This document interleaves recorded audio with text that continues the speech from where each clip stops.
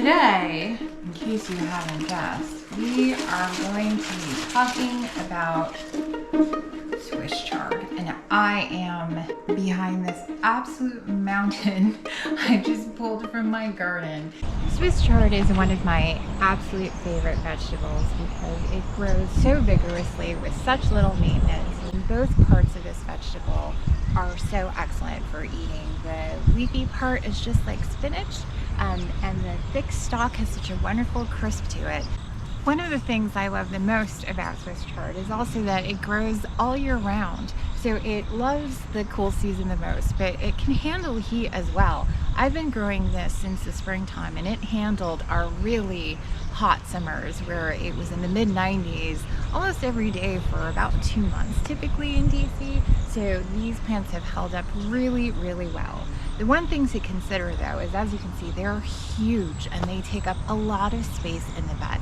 So next season I'm gonna grow them in a different spot so it's not hogging up this whole space, but I definitely will be growing in again. Swiss chard is really easy to get started from seed. I prefer to sow mine directly, as you see here, in these grow bags. You want to bury it about a ½ inch below the surface of the soil. Chard can be sown outside up to 4 weeks before your average last frost date in the spring, or up to 2 months before your first fall frost. It is a pretty cold, hardy crop, but it will get taken out by a hard freeze.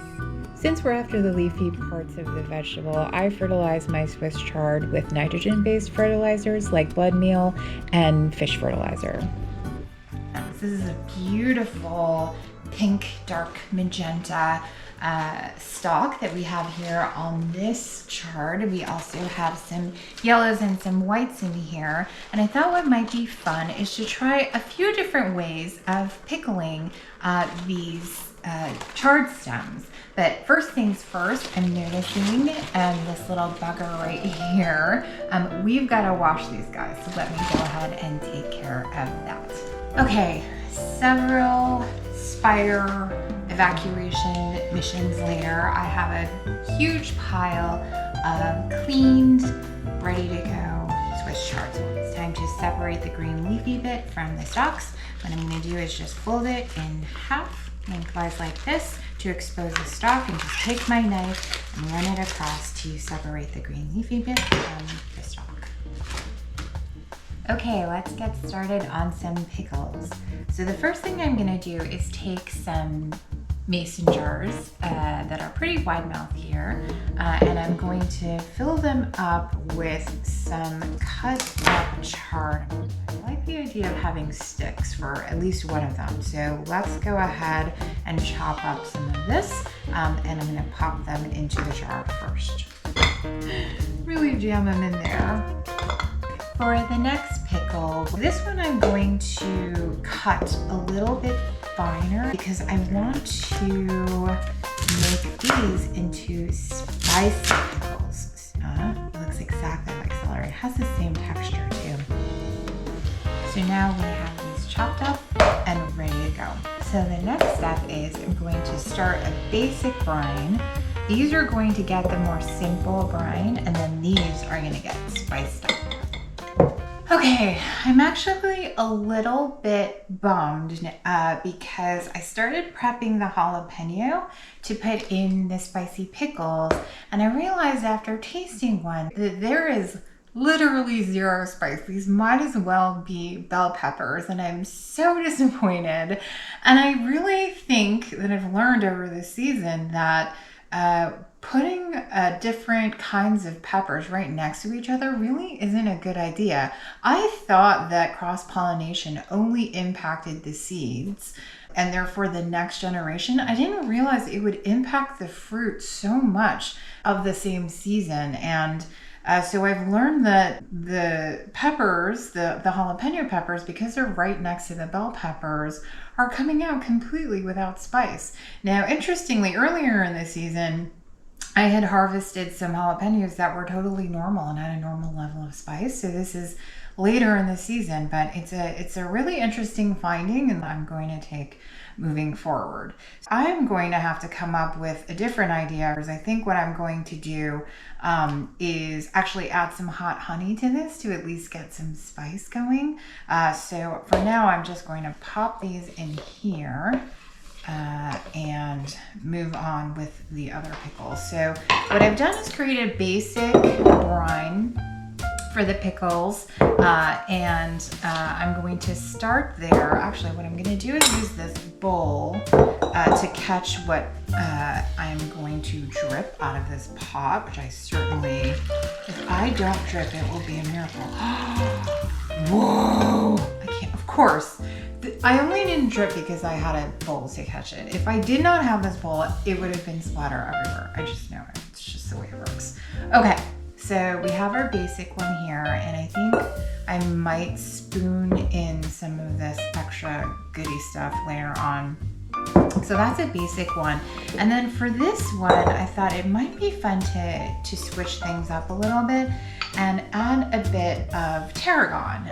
Just smelling it and smelling all of these different components, I think it might be a really great combination. So we'll do a little experiment and see how this turns out. I'm just gonna pop some tarragon right in here, and the brine is still a little warm. It's not hot, certainly not boiling, but it definitely is warm, and I think that will be enough to sort of bloom this herb and get it going. I have no idea how much to add. Shaky, shaky, shaky. I remember tarragon being pretty strong. Hopefully that wasn't too much. And we will pour this in. Amazing. Not a single drop. Okay, so we don't have too much left. I'm going to kind of stir this up and finish this off. And I might need to create a little bit more brine, which I will do off camera, just to finish this up and top it up. After this, I'm gonna let it get to room temperature. I'm gonna put the caps on and pop them in the fridge. So we'll let them do their thing for a few days, and then we'll come back and check and see how they taste. This next style of pickle I'm going to try for this Swiss chard is going to be in the style of a Korean kimchi. It won't technically be kimchi because it's not going to be fermented like the others. It's going to be a quick pickle, but it will have a lot of those flavors. So the first step is I've cut the Swiss chard into about 1-inch pieces, and I've salted it. So this first step is really just about drawing out the excess liquid, and later on it'll give it a great texture. This is the same first step that we follow for most kimchis, and often, you know, the most popular kimchi you're probably familiar with is made from Napa cabbage, but kimchi can be made with all sorts of different kinds of vegetables. So we're gonna let this sit for about 15 minutes, and then we'll come back to it to go through the next steps. So now in this bowl, I have some ginger and garlic, some gochugaru, which is Korean chili flakes, as well as some corn syrup. And to that, I'm gonna add some of the good, which is fish sauce. This stuff is so stinky, but so good. And it will add such a indescribable level of subtle funk. Like, you're not gonna taste this and taste fish. But you're gonna taste the salty umami-ness that adds such a depth of flavor that is so, so, so delicious. Now I'm gonna go ahead and take a spoon and stir this all up. The next step I'm going to do is add a bit of green onion. I've chopped up the scallions or green onions into little pieces here on a bias, and I'm just gonna pop that into our sort of dressing for this pickle, and then give that a little bit of a stir. Woo! That smells pungent. And then I am going to go ahead and pour this into our Swiss chard pieces. Oh, I realized I forgot one thing, which is sesame seeds. So let me go ahead and grab those. I'm gonna add some sesame seeds to that. Give it a final stir. See what this tastes like. I have no idea. They're not bad. Ooh. That gochujara was a kick. I definitely don't need more gochujara, but tasting for all the other seasonings, there is definitely a sweetness, a little lingering sweetness in the background, but definitely not cloying. I think there is enough salt. It tastes really well seasoned. Oh, this is gonna be really good after it has a chance to sort of hang out and let the flavors melt together. So I'm gonna put this in a mason jar and then we'll check back on it in a few days. Okay, it's time for a taste test. A few days have gone by and I'm so excited to give these pickles a try. We are gonna start with the basic pickle that had the simplest brine. The brine itself has turned a really gorgeous pink. Now, I have pink mason jars, so it's tinting it a little extra pink, but you can see inside here that is a really beautiful color, and honestly, it looks a little like fruit juice. It makes me want to drink it.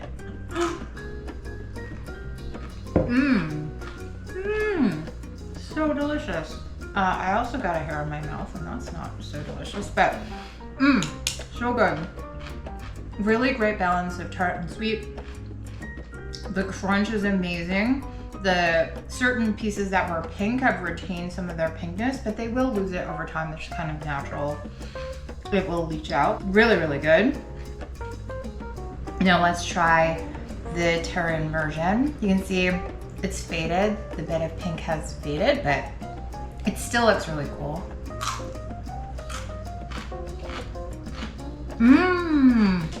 Okay. The Terran was definitely a great call. It's adding a wonderful licorice back note to things.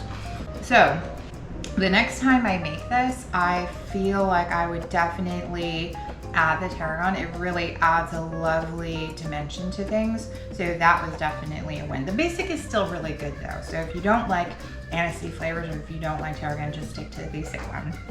Now let's try the spicy. Woo! That was like a roller coaster. So it starts in the beginning a lot like the basic one, but then the heat kicks in on the end. And this is, I guess, the nature of the hot honey that I use. The heat is a very sort of latent, slow going heat that comes at the very end, but it's a nice little journey to go on. So it starts really tart. It ends with that nice kick. I think this would be really great with burgers or something kind of rich. Both the acid and the heat would cut through that beautifully. Now, finally, let's try the kimchi style. And this is really more like what we call a gakjari in Korean, just like a fresh Napa kimchi style, but really kind of more of a, I guess you'd call it like a salad, really. It's not fermented, and again, it's not sour, but it is still really delicious. So let's give this a shot. It tastes so much like that. What I like about it though is these gakjaris typically Napa cabbage, and this is just thicker and crunchier and really satisfying. The texture is really what's so magical about the Swiss chard stems or stalks. So perfect as a vehicle for pickles. I am so happy with all of these experiments, and I hope you enjoyed coming on this little journey with me. Thank you so much for watching, and see you next time.